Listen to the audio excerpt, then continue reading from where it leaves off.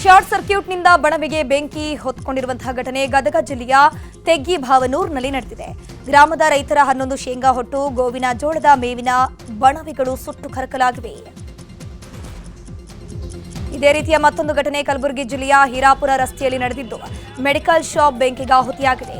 ಸುಮಾರು 10 ಲಕ್ಷಕ್ಕೂ ಅಧಿಕ ಮೌಲ್ಯದ ಔಷಧಿಗಳು ಸುಟ್ಟು ಕರಕಲಾಗಿವೆ.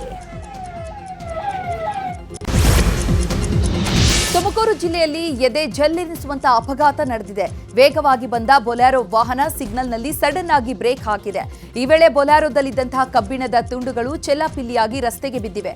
ಸಿಗ್ನಲ್ನಲ್ಲಿದ್ದ ವಾಹನ ಸವಾರರು ಬೆಚ್ಚಿ ಬಿದ್ದಿದ್ದಾರೆ. ದಾನಾ ಪ್ಯಾಲೇಸ್ ಬಳಿ ಇರುವಂತಹ ರಿಂಗ್ ರಸ್ತೆಯಲ್ಲಿ ಈ ಘಟನೆ ನಡೆದಿದೆ. ದೆಹಲಿ ಅಸೆಂಬ್ಲಿ ಚುನಾವಣೆ ಗೆಲುವಿಗಾಗಿ ಬಿಜೆಪಿ ನಾಯಕರು ಭರ್ಜರಿ ಪ್ರಚಾರ ನಡೆಸುತ್ತಿದ್ದಾರೆ.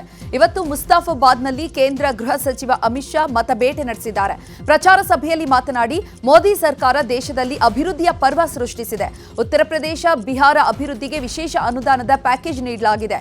ಇವತ್ತಿನ ಬಜೆಟ್ ಮಂಡನೆಯಲ್ಲಿ ಮಧ್ಯಮ ವರ್ಗಕ್ಕೆ ಗಿಫ್ಟ್ ಕೊಟ್ಟಿದ್ದು 12 ಲಕ್ಷದವರೆಗಿನ ಆದಾಯದ ತೆರಿಗೆಯನ್ನ ರದ್ದು ಮಾಡಲಾಗಿದೆ ಅಂತ ಹೇಳಿದ್ದಾರೆ.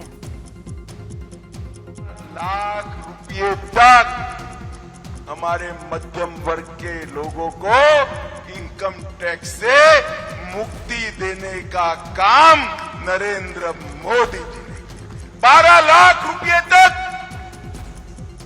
किसी को ದೇಶದ ಪ್ರತಿಷ್ಠಿತ ಸ್ಥಳ ರಾಷ್ಟ್ರಪತಿ ಭವನದಲ್ಲಿ ಇದೇ ಮೊದಲ ಬಾರಿಗೆ ಮದುವೆಯನ್ನು ಆಯೋಜನೆ ಮಾಡಲಾಗಿದೆ. ಜನವರಿ 12ಕ್ಕೆ ಮಹಿಳಾ ಸಿಆರ್ಪಿಎಫ್ ಅಧಿಕಾರಿ ಪೂನಂ ಗುಪ್ತಾ ಎಂಬಾಕೆಯ ಮದುವೆ ನಡೆದಿದೆ. ಸದ್ಯ ರಾಷ್ಟ್ರಪತಿ ಭವನದಲ್ಲಿ ಪಿಎಸ್ಒ ಆಗಿ ಪೂನಂ ಗುಪ್ತಾ ಕೆಲಸವನ್ನು ಮಾಡುತ್ತಿದ್ದಾರೆ.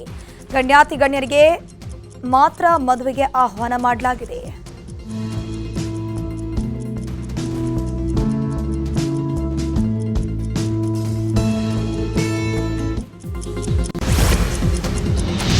ಜೈಪುರ ಸಾಹಿತ್ಯ ಉತ್ಸವ ಆರಂಭವಾಗಿದೆ. ಜೈಪುರ ಸಾಹಿತ್ಯ ಉತ್ಸವದಲ್ಲಿ ಬ್ರಿಟನ್ ಮಾಜಿ ಪ್ರಧಾನಿ ರಿಷಿ ಸುನಕ್, ಇನ್ಫೋಸಿಸ್ ಸಂಸ್ಥಾಪಕ ಎನ್ಆರ್ ನಾರಾಯಣಮೂರ್ತಿ, ರಾಜ್ಯಸಭಾ ಸದಸ್ಯೆ ಸುಧಾಮೂರ್ತಿ ಭಾಗವಹಿಸಿದ್ದರು.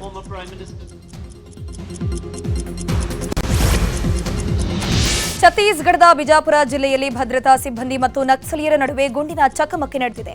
ಗುಂಡಿನ ಚಕಮಕಿಯಲ್ಲಿ 8 ಮಂದಿ ನಕ್ಸಲರು ಸಾವನ್ನಪ್ಪಿದ್ದಾರೆ. ಗಂಗಲೂರು ಅರಣ್ಯ ಪ್ರದೇಶ ವ್ಯಾಪ್ತಿಯಲ್ಲಿ ಪೊಲೀಸರು ಕಾರ್ಯಾಚರಣೆ ವೇಳೆ 8 ನಕ್ಸಲರನ್ನು ಎನ್ಕೌಂಟರ್ ಮಾಡಲಾಗಿದೆ. ಇಂದು ಮುಂಜಾನೆ ಉತ್ತರ ಪ್ರದೇಶದ ಗಾಜಿಯಾಬಾದ್ನಲ್ಲಿ ಗ್ಯಾಸ್ ಸಿಲಿಂಡರ್ಗಳನ್ನು ಸಾಗಿಸ್ತಾ ಇದ್ದ ಟ್ರಕ್ನಲ್ಲಿ ಭಾರೀ ಬೆಂಕಿ ಕಾಣಿಸಿಕೊಂಡಿದ್ದು ಸರಣಿ ಸ್ಫೋಟ ಸಂಭವಿಸಿದೆ. ಮುನ್ನೆಚ್ಚರಿಕೆ ಕ್ರಮವಾಗಿ ಪೊಲೀಸರು ಅಕ್ಕಪಕ್ಕದ ಮನೆಯವರನ್ನ ಸ್ಥಳಾಂತರ ಮಾಡಿದ್ದಾರೆ.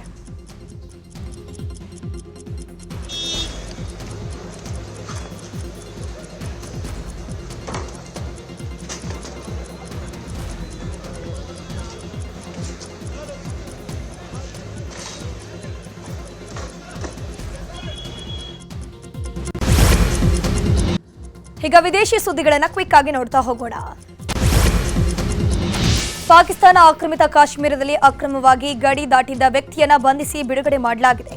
ಜನವರಿ 25ರಂದು ಭಾರತೀಯ ಸೇನೆ ಮತ್ತು ಪೂಂಚ್ ಪೊಲೀಸರು ಬಂಧಿಸಿರುವಂತದ್ದು. ಇಂದು ಎಲ್ಒಸಿ ಚಕ್ಕನ್ ದಾ ಬಾಗ್ನಲ್ಲಿ ಪಾಕಿಸ್ತಾನ ಸೇನೆ ಮತ್ತು ಅಧಿಕಾರಿಗಳಿಗೆ ಒಪ್ಪಿಸಲಾಗಿದೆ.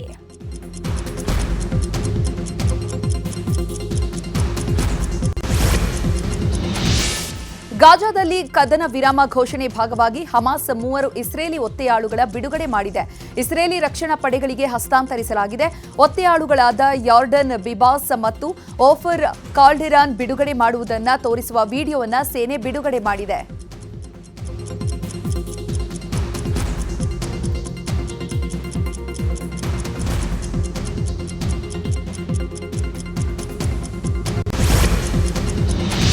ಉಗಾಂಡ, ಸುಡಾನ್ನಲ್ಲಿ ಎಬೋಲಾ ರೋಗದ ವೈರಸ್ ಉಲ್ಬಣವಾಗಿದೆ. 100 ಮಂದಿ ಎಬೋಲಾ ರೋಗದಿಂದ ಬಳಲುತ್ತಿದ್ದಾರೆ.